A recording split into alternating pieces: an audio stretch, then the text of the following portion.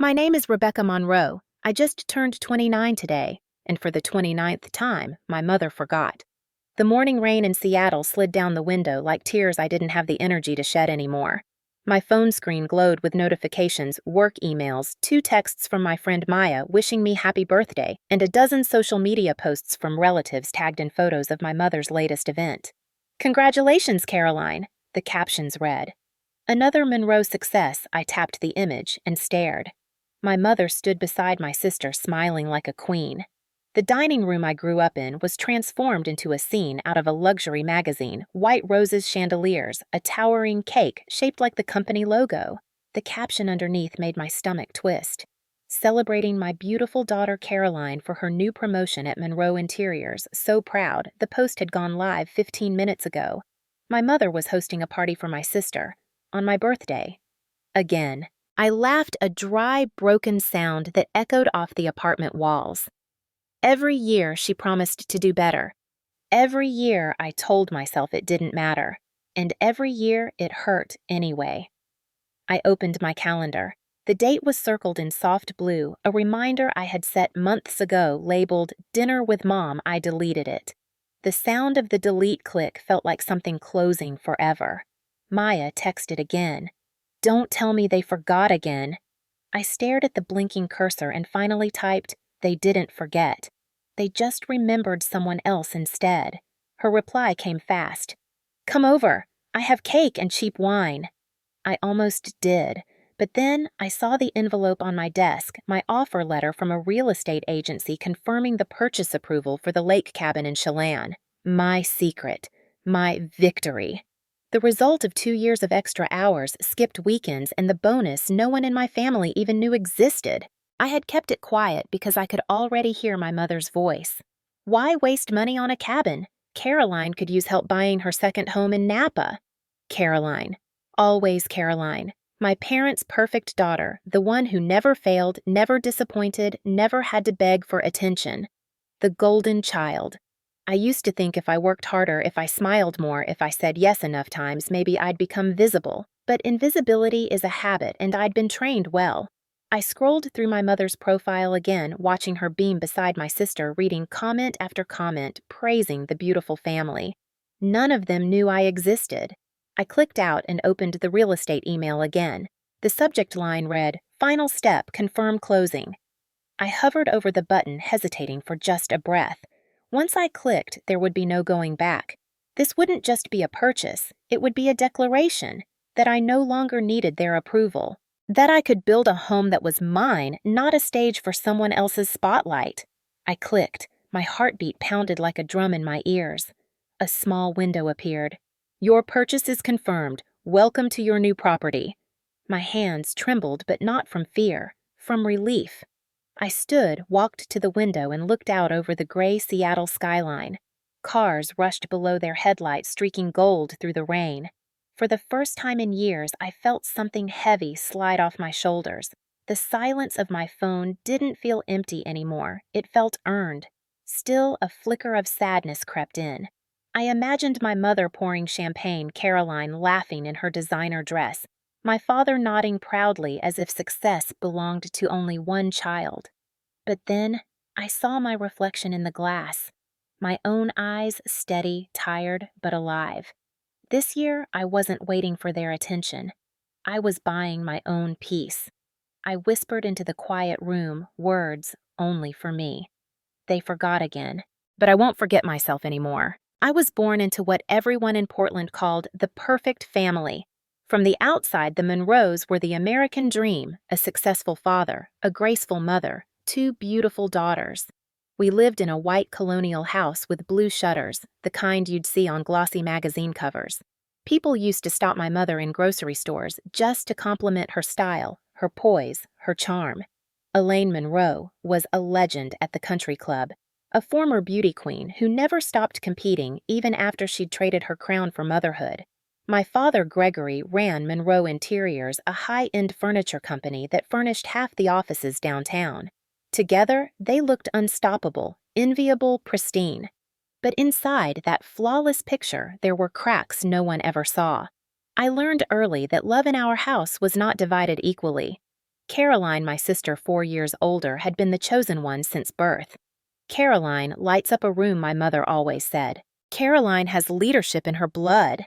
My father would beam his glass of scotch raised. She's got the Monroe charm. And then his eyes would slide to me, softer but distant. Rebecca's the quiet one, he'd say. A thinker, not a doer. That sentence became my identity. The quiet one, the background. My mother made sure of it. Every wall in our home was a gallery of Caroline's triumphs, pageant crowns, debate trophies, framed magazine spreads from the time she modeled for a local boutique. My corner of the world, my writing awards, my art certificates, were kept in a dusty box in the attic. I found it one December afternoon when I was 14 looking for Christmas lights. I remember sitting there among old boxes holding a ribbon I'd won for a regional essay contest. My name was printed in faded ink. My mother's voice echoed downstairs, laughing with Caroline about a new pageant gown. In that moment, I understood. In this family, I wasn't the daughter to be celebrated. I was the daughter to be managed. My mother believed perfection was her duty, and anything less threatened the image she'd built. She'd adjust my clothes before school, frown at my uncurled hair, whisper, "You have to try harder, Rebecca. People are watching," but no one ever was. They were too busy watching Caroline. Dad didn't notice much beyond his work and his pride in his firstborn. He called me kiddo and patted my shoulder when he remembered. If I brought home an A, he nodded. If Caroline got a B, he bragged to his clients. It wasn't cruelty, it was blindness. A blindness that grew sharper each year until I stopped expecting to be seen at all. I played my role. The good daughter who didn't cause trouble. The sister who helped with decorations, who smiled at dinners, who clapped the loudest when Caroline announced a new achievement. And when relatives came over, my mother would introduce us the same way every time. "This is Caroline, our star," she'd say, with a laugh, hand on Caroline's shoulder. "And this is Rebecca, our quiet one." Always that pause before my name, like she had to remember who I was. I would smile, cheeks burning, pretending not to notice. Over the years, the pattern solidified. Caroline was praised I was polite. Caroline demanded I complied. My mother's eyes would light up whenever my sister entered the room, then dim slightly when I followed. Even now, at 29, that hierarchy remained unchanged. To the world, Elaine Monroe was a devoted mother who raised 2 accomplished daughters. But in truth, she had one daughter she adored and one she tolerated. And I, the tolerated one, had spent most of my life mistaking tolerance for love. My memories of childhood are a string of quiet birthdays that never happened. When I was 10, I woke up early, certain the smell of pancakes meant something special was waiting. Instead, I found my mother in the kitchen on the phone with a pageant coach discussing Caroline's upcoming competition in Salem. "We need the silver sequins, not the gold," she said, waving me away when I tried to speak. I ended up eating cold cereal alone. That night, Caroline's new costume arrived and the whole family gathered to admire it. My father said, "She's going to win again." My mother nodded, eyes shining. No one mentioned my birthday. At 16, when girls at school were planning Sweet 16 parties, I dropped hints, weeks in advance, magazine clippings, color palettes, even a list of songs. My mother smiled absently each time, saying, "We'll see, darling." 2 days before my birthday, she told me I'd be spending the weekend with Grandma because they were flying Caroline to New York for a college interview. "It's such an opportunity," she said, touching my cheek. "You understand, don't you?"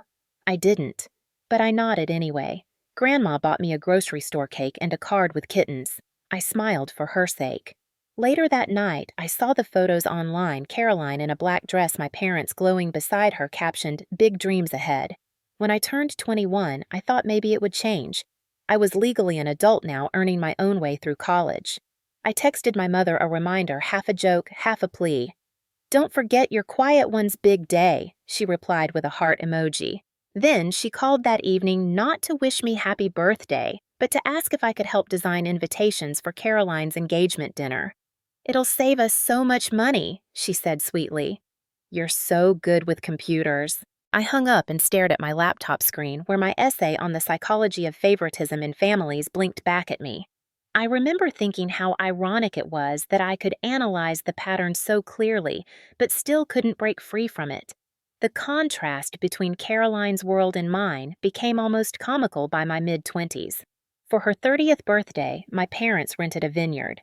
A band, a caterer, a photographer. 50 guests. For mine, the same year my mother sent an e-card 2 days late. Sorry, sweetheart. We've been swamped with Caroline's expansion project. Love you. I started saving those emails and messages not to guilt myself, but as evidence of a truth I needed to stop denying. They weren't going to change. The only thing I could change was how much I kept expecting from them. Still, hope is a hard habit to kill. Even as I built my career, even as I paid my own rent, I found myself checking my phone every birthday morning, waiting for that one call that never came.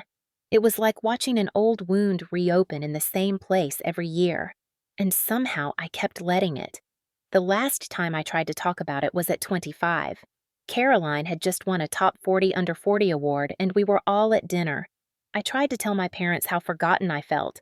My mother's face hardened the way it always did when emotion became inconvenient. "Rebecca, you're being dramatic," she said. "We love you both equally. You're just more independent." My father didn't even look up from his phone. Caroline smiled gently the way someone smiles at a child. "You know Mom doesn't mean to. She just gets busy." Busy. That was their word for everything. Too busy to notice, too busy to care. I realized then that I had spent my life being the emotional janitor of this family, cleaning up after their neglect with silence. That night, I stopped expecting anything more. I thought acceptance would free me. I didn't know yet that it would only numb me until the year it finally shattered. By 29, I had perfected the art of appearing fine. Seattle was far enough from Portland to give me space, but not far enough to erase the ache. I built a life that looked whole from the outside, an apartment with warm lights, a steady marketing job at a tech startup, and friends who knew just enough about my family to understand why I didn't go home often. Work became my refuge. I was good at what I did, meticulous and creative, the kind of employee who stayed late, not for praise, but for peace. My boss, Olivia Tran, once told me during a late-night brainstorming session, "You don't need to prove your worth to anyone, Rebecca. You already have it." I smiled, but I didn't believe her. Validation had always come with conditions in my world. My mother's approval was currency, and I had been broke for most of my life. I called my parents occasionally out of duty, never out of desire. The conversations were predictable. My mother would gush about Caroline's latest project or vacation, then add, "You should come home soon, darling. Caroline's hosting a dinner for her new investors. It'll be good networking for you." Translation: "Come applaud your sister again." My father would chime in about market trends or ask if I'd considered joining Caroline's firm. When I declined, he'd sigh disappointed that I didn't orbit the family business like everyone else. There was no space in their script for who I'd become. I tried once to share something real. When my campaign at work won a regional award, I called my mother excited, breathless. She answered on speakerphone while at brunch with Caroline. I heard clinking glasses laughter. "That's nice, sweetheart," she said distractedly. "Hold on, Caroline's on TV. Turn it up." The call ended before I could finish my sentence. That was when I stopped trying to impress her. Instead, I poured everything into my job. The more invisible I was at home, the harder I worked to be seen somewhere else. When my team exceeded quarterly targets, I stayed quiet about it. When I got a raise, I told no one. My coworkers celebrated. My parents didn't even know it happened. Yet part of me still carried that tiny ember of hope that maybe one day something I did would finally be enough. My friends saw through it, especially Maya, who'd been my roommate in college. She'd heard every story, every missed birthday. One evening over takeout and cheap wine, she looked at me and said, "You keep trying to earn love from people who only understand performance. They don't want your heart. They want your compliance." I didn't answer because she was right. But there was comfort in pretending otherwise. At least pretending meant I wasn't completely alone. Sometimes I'd scroll through social media and see photos of my mother and sister smiling at events matching dresses' identical poses. To anyone else, it looked like harmony. To me, it looked like erasure. I was the missing daughter cropped out of every frame. Yet the funny thing about distance is that it breeds clarity. The longer I stayed away, the easier it became to see the pattern for what it was, a system built on worship and silence. Caroline performed success, my mother broadcasted it, my father bankrolled it. I was the audience. And audiences don't get applause. Still, a part of me couldn't stop believing in the possibility of redemption. I told myself that one day when I finally achieved something big enough, they'd look at me differently. Maybe pridefully, maybe lovingly. It was naive, but it kept me moving. I didn't know then that life was about to hand me both pride and pain in the same breath, wrapped inside one unexpected word bonus. It happened on an ordinary Thursday morning, the kind of gray Seattle day where the sky hangs low and the coffee tastes stronger than usual. I was in a strategy meeting when Olivia announced that our campaign for Greenway Naturals had surpassed every projection. "We've doubled the engagement metrics," she said, looking at me with that rare, unguarded pride. "And that's thanks to Rebecca's storytelling framework. She built this from scratch." My colleagues clapped, and for the first time, I didn't shrink from the attention. I smiled, thanked them, and went back to work, unaware that an email waiting in my inbox would change everything. Subject Performance Bonus Notice. I clicked it casually, assuming it was a routine update. Then my breath caught. "Congratulations, Rebecca Monroe," it read. "In recognition of your exceptional contributions to the Greenway account, you are awarded a $65,000 performance bonus effective immediately." I reread the number 3 times, afraid I'd hallucinated it. $65,000, nearly half my annual salary. My hands trembled as I printed the letter and held it under the office light. For a long moment, I didn't feel joy, only disbelief. My entire life success had been someone else's story. Now it was mine. At lunch, Olivia clinked her glass of iced tea against mine. "You earned every penny," she said. "Don't downplay it. Celebrate it. Celebrate." The word felt foreign on my tongue. That night, I went home, ordered Thai food, poured a glass of wine, and sat at my small dining table staring at the letter. My apartment was quiet, except for the hum of the refrigerator. I tried to imagine how my mother would react if she knew. I could almost hear her voice, half surprise, half condescension. "Oh, that's wonderful, dear. Maybe now you can help Caroline with her new project." Caroline again. Even in my imagination, she was there taking up space. I folded the letter carefully and tucked it into a drawer somewhere between my tax documents and my birth certificate. This time, I wasn't going to share. This was mine, untouched by comparison or dismissal. A week later, the money hit my account, and for the first time in years, I felt what independence truly meant. Not freedom from bills or obligations, but freedom from begging for acknowledgement. I could breathe without permission. Maya noticed the shift immediately. "You look different," she said over dinner. "Like you finally exhaled." I laughed. "Maybe I did." She leaned forward. "So, what are you going to do with all that money?" I shrugged. "I don't know yet, but whatever it is, it won't be about them." "Good," she said. "Make it about you for once." That night, lying in bed, I thought about her words. "Make it about me." The phrase looped in my mind, an invitation I'd never accepted before. I thought about the cabin listings I'd bookmarked months ago, the quiet lakes, the forests, the places where no one knew my name. It started as a whisper of an idea. What if I used the bonus to buy peace instead of things? By morning, the idea had grown into something solid.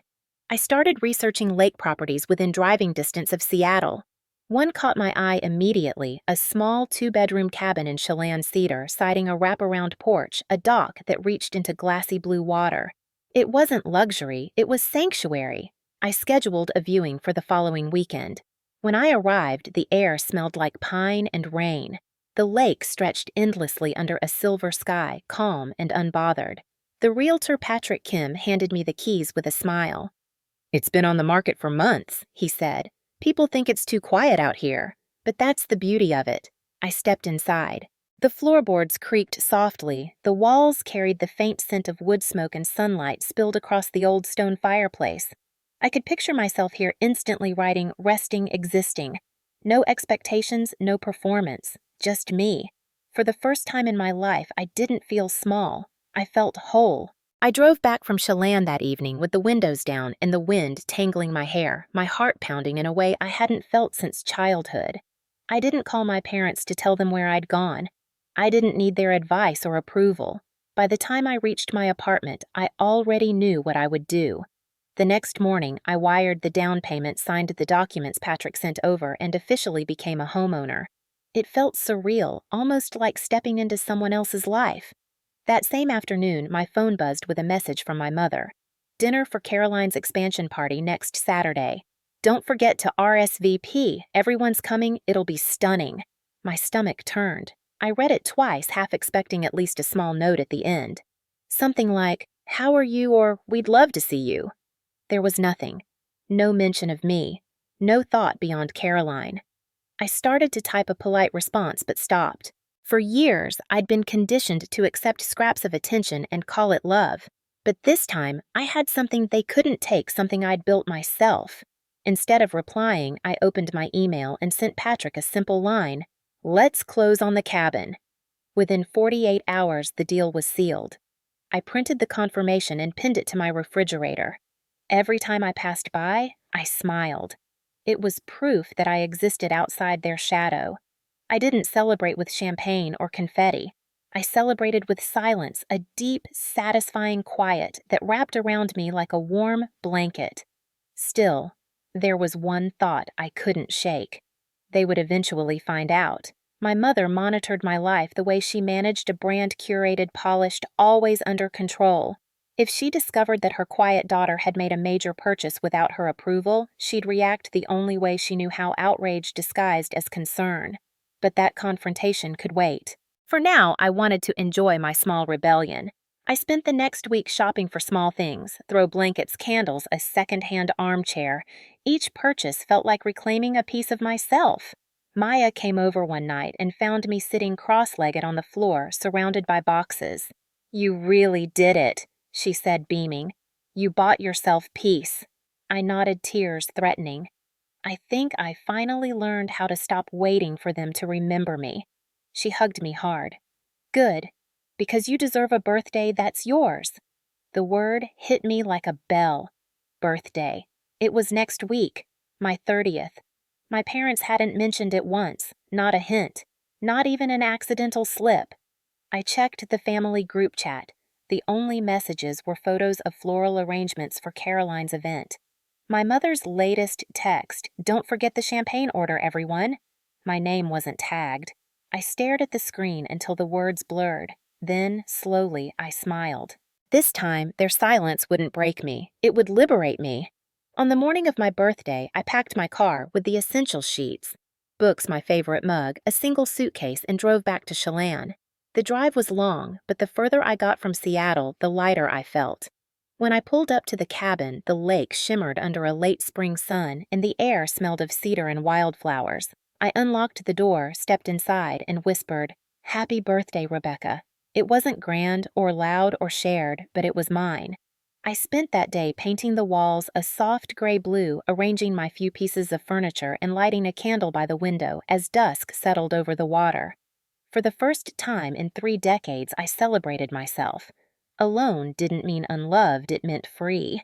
2 days later, while I was still at the cabin unpacking boxes, I posted a photo on Instagram. It wasn't meant as an announcement, just a quiet moment of joy I wanted to capture. The photo showed the lake at sunset, golden light spilling across the porch, my coffee mug resting on the railing. I captioned it simply, "Finally home." Within an hour, friends started commenting heart emojis, congratulations, questions about the location. I smiled, closed the app, and went about my day. It wasn't until that evening that my phone began to buzz relentlessly. First, a call from my mother, then my father, then Caroline. I ignored all 3. Then the text messages started. "Mom, Rebecca, what is this post? Where are you? Dad, call your mother immediately. She's very upset. Caroline, did you seriously buy a house? Is this some kind of joke?" I set the phone face down on the counter and poured myself a glass of wine. The lake was quiet, still reflecting the last traces of daylight. I hadn't realized how peaceful silence could be until it was mine. When I checked my phone again, there were more messages. Mom had commented publicly under the photo, "Beautiful place, sweetheart, can't wait to hear the story behind it." The tone was cheerful, but I knew it for what it was, damage control. She didn't want anyone to think she'd been out of the loop. I replied with nothing. An hour later, I received a group text invitation, family dinner Thursday, 7 p.m. sharp. We need to discuss several matters. That was her code for confrontation. The next few days were eerily quiet. No more texts, no calls. I spent the time settling into the cabin, rearranging furniture, taking long walks by the lake, trying to ignore the tightening in my stomach every time I thought about Thursday. When the day came, I almost didn't go, but some small, defiant part of me wanted to look them in the eye, to see their reactions, to measure their disbelief against my calm. I drove to Portland in silence, rehearsing nothing, expecting everything. My parents' house looked exactly the same, perfectly trimmed hedges, gleaming windows, the same polished brass door handle I used to turn when I came home from college, hoping for warmth and finding indifference. My mother opened the door before I even rang the bell, her smile brittle. "Rebecca, there you are. Come in, darling." The scent of roasted lamb and expensive perfume filled the air. Inside, Caroline sat on the couch, scrolling through her phone, pretending not to notice me. My father stood by the fireplace with a glass of scotch, his posture rigid. We made small talk for exactly 7 minutes before he cleared his throat and said, "So, the house." My mother clasped her hands. "Rebecca, we're just concerned. Buying property is a big responsibility. You should have consulted us first." I met her gaze evenly. "I didn't think I needed to." "Well, you do now," she said, her voice sharp beneath the softness. "We're your family. We have experience with investments. You could have made a mistake." "It wasn't a mistake," I said quietly. "I used my bonus." Caroline finally looked up. "You got a bonus big enough to buy a house?" I nodded. $65,000. I earned it. My father's eyebrows rose.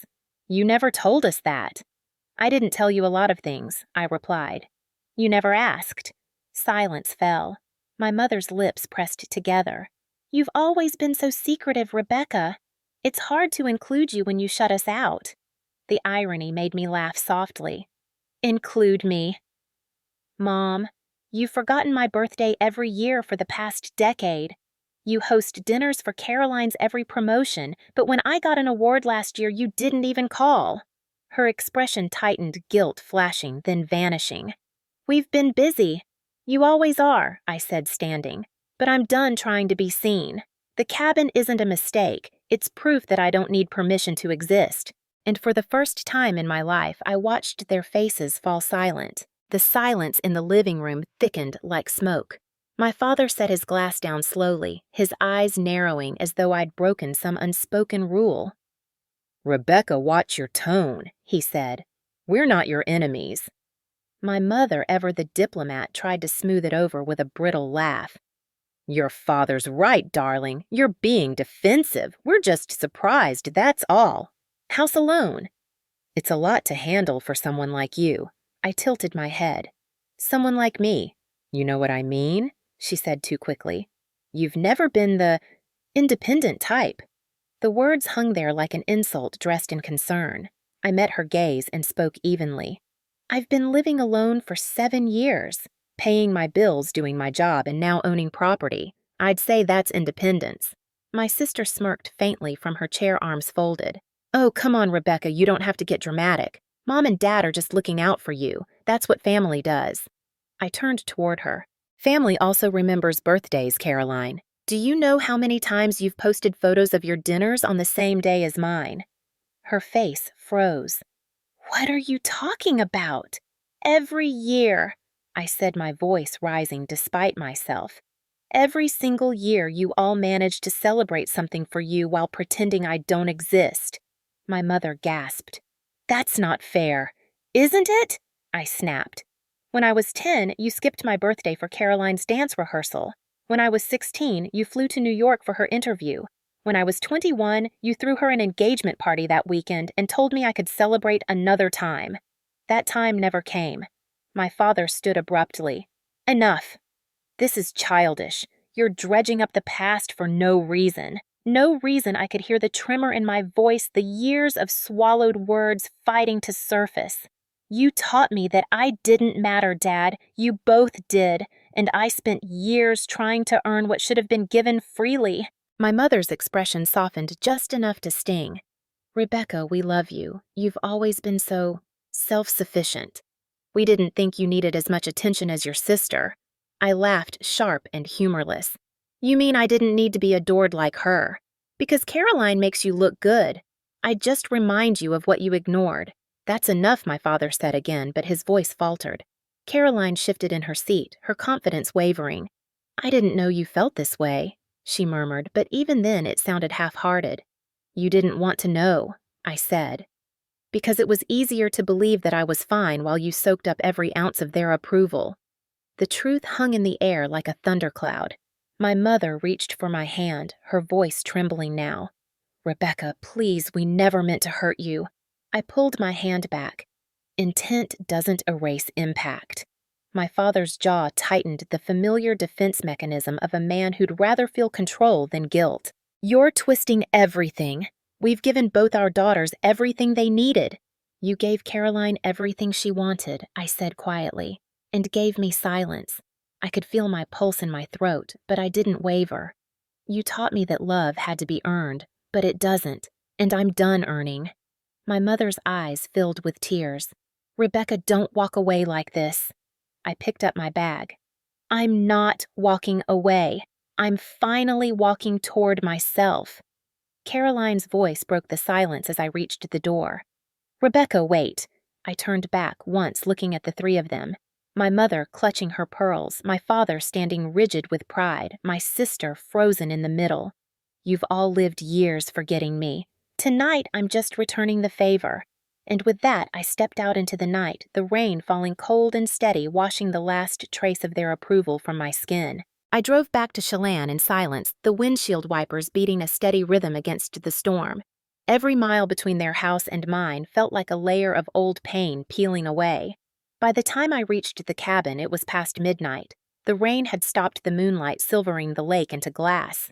I stood on the porch barefoot, breathing in the cold air until my chest no longer hurt.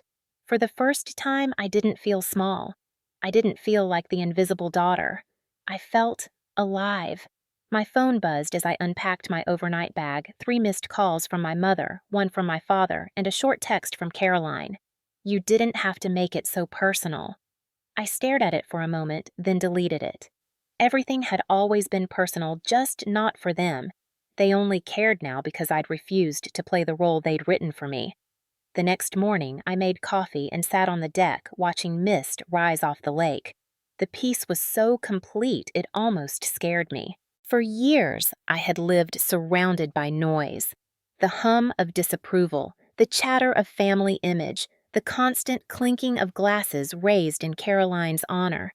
Silence was unfamiliar, but it was the kind of quiet that healed rather than punished. Around noon, Maya called. So, did you do it? She asked. I did, I said, sipping my coffee. And I smiled faintly. They didn't see it coming. She exhaled sharply, somewhere between laughter and disbelief. Good. They've spent your entire life acting like you were invisible. It's about time you became impossible to ignore. I told her about the confrontation, the denial, the guilt that came too late. She listened without interrupting the way she always did, then said softly, You did the right thing. You don't owe them peace that costs your own. After the call, I sat for a long time replaying the words I had said to my parents. Intent doesn't erase impact. It echoed like a truth I should have spoken years ago. The following week was blissfully ordinary. I worked remotely, took evening walks, and cooked dinners just for myself. No audience, no performance. The cabin started to feel like an extension of my heartbeat, every creak and gust of wind, a reminder that this life was mine now. Then one morning, I opened my inbox to an email from Caroline. The subject line read, We need to talk. Against my better judgment, I clicked it. Rebecca, it began.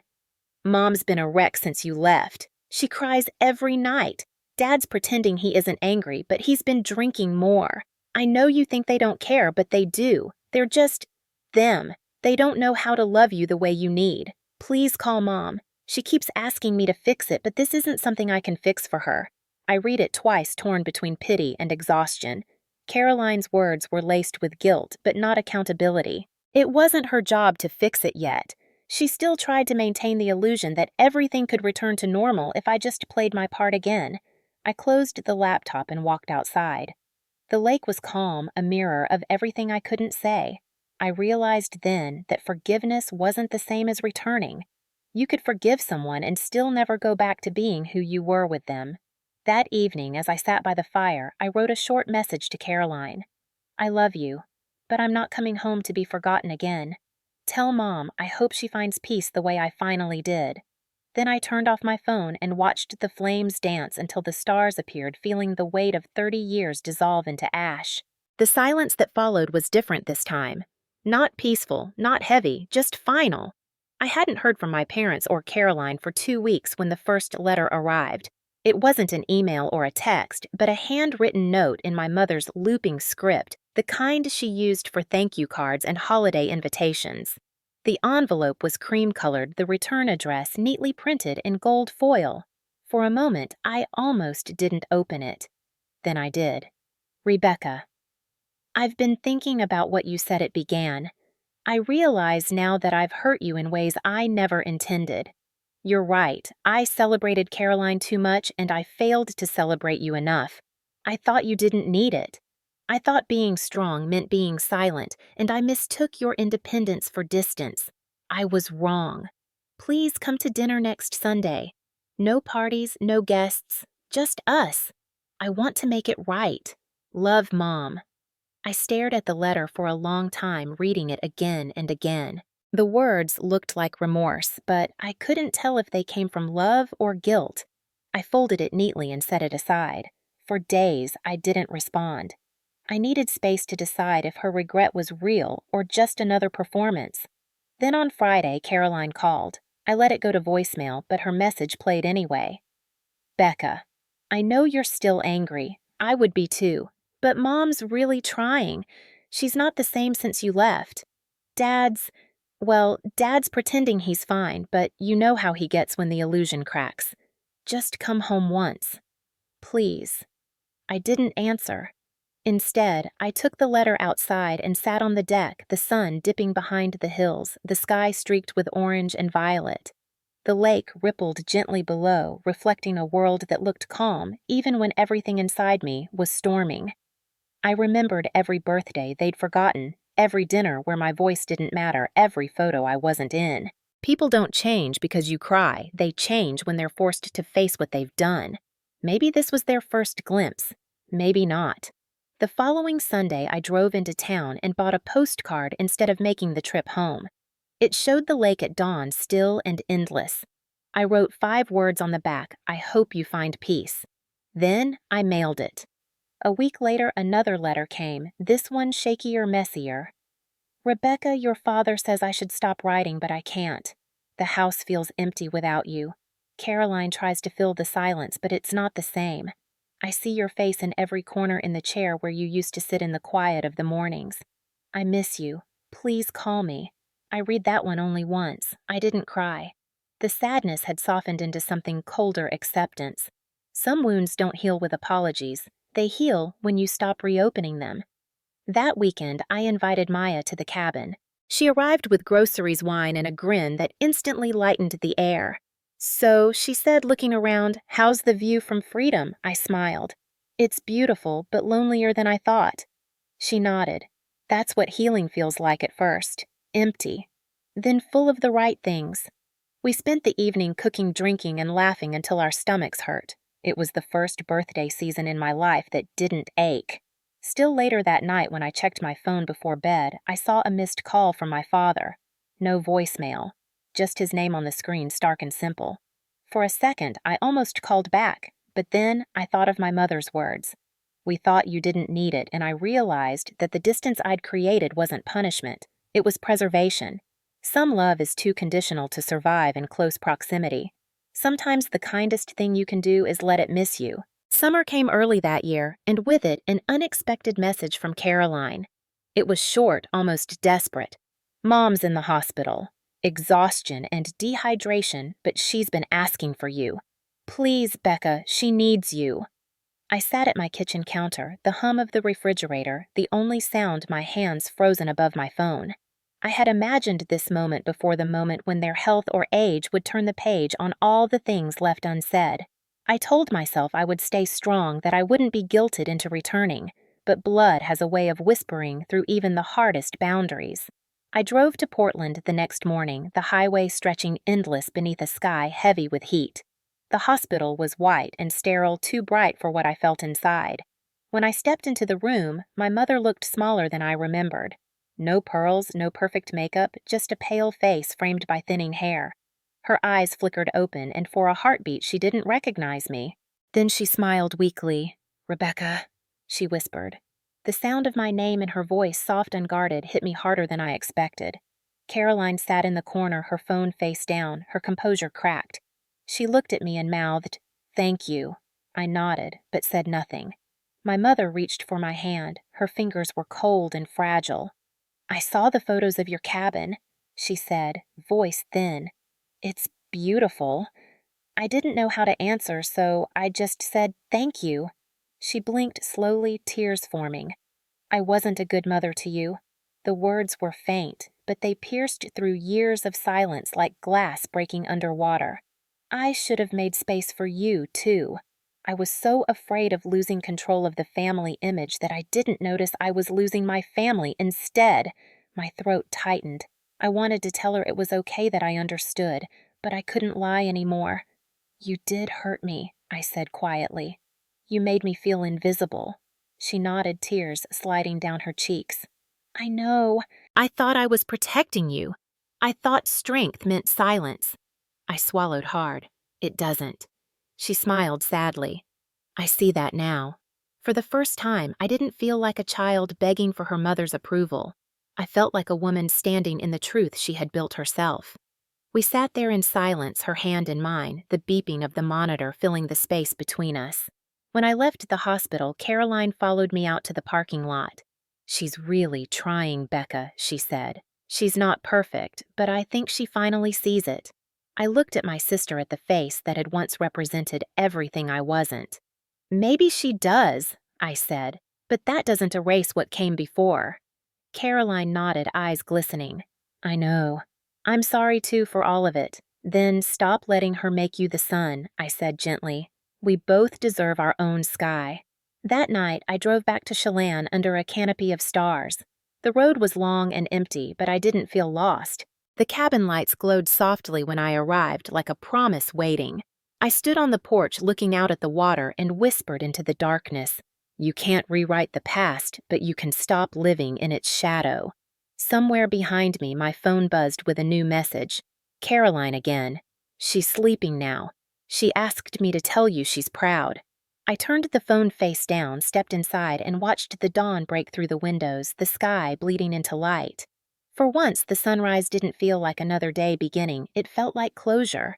Autumn arrived in Chelan quietly, the trees along the lake turning amber and gold, their reflections rippling across the water like memories refusing to fade. By then, it had been 6 months since that night in the hospital. 6 months since my mother's trembling confession and my father's unspoken pride wrapped in silence. They hadn't called again, though Caroline sent photos, sometimes a picture of Mom in the garden, one of Dad reading on the porch, another of a family dinner where an empty chair sat between them. I knew whose place it was meant to represent, and though the gesture was touching, I never asked to return.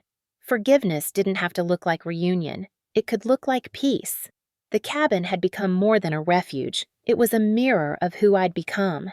The bookshelves were lined with the stories I'd once written in secret, the ones my mother never thought worth reading. My art hung on the walls, now paintings of lake horizons and small moments like the reflection of light on a coffee cup or the wind bending tall grass. Each piece reminded me that beauty could exist in the quiet things too. On weekends, Maya would visit, bringing her laughter and her dog, filling the house with warmth that didn't demand perfection. We'd drink wine by the fire, and she'd tease me about how domesticated I'd become. Sometimes when she fell asleep on the couch, I'd step outside and watch the lake, the stars scattered across the surface like spilled salt. It was there, in that stillness, that I finally understood something my younger self never could. Being unseen by others doesn't mean you cease to exist. It only means you've been looking for reflection in the wrong mirror. One crisp Saturday morning, as mist lifted off the water, my phone buzzed with a message from Caroline. Mom wants to visit the cabin, just her and me. No pressure. I stared at the screen, my heart caught between instinct and curiosity. The idea of my mother sitting here in the space I had built away from her world felt both terrifying and poetic. After a long pause, I typed back, 1 weekend. That's all. They arrived a week later. My mother stepped out of the car slowly, her movements more fragile now, her eyes taking in every detail, the porch swing, the flower boxes, the wind chimes Maya had given me. "It's beautiful," she whispered. "Peaceful." I nodded, unsure what to say. Caroline smiled cautiously, the mediator as always. We spent the day in the soft rhythm of civility coffee short walks, long silences that weren't entirely uncomfortable. It wasn't until evening, when the sky turned copper and the lake burned orange, that my mother finally spoke the words I'd never expected to hear. "I used to think family meant control," she said, her voice trembling, "that if everything looked perfect, it would be. But I was wrong. You can't love people you refuse to see." She looked at me, then really looked. "I see you now, Rebecca, not as the quiet one, not as the second daughter. Just you." The wind rustled the trees, soft but sure. I felt something loosen inside me, not quite forgiveness, not yet, but release. "That's all I ever wanted," I said. She reached for my hand, and I let her. The next morning, when they left, the porch felt empty, but not lonely. It felt complete. Months later, when my 31st birthday came, I didn't check my phone. I didn't wait for a call or a message or an apology. Instead, I lit a single candle, poured myself a glass of wine, and stood by the lake as dawn painted the water pink and gold. I whispered to the wind, "Happy birthday, Rebecca." No tears, no ache, just peace. The kind of peace that isn't given, but earned. And in that quiet moment, surrounded by everything I had built on my own, I realized the truth. I wanted to tell every woman who'd ever been forgotten, you don't need to be remembered to matter. You just need to remember yourself.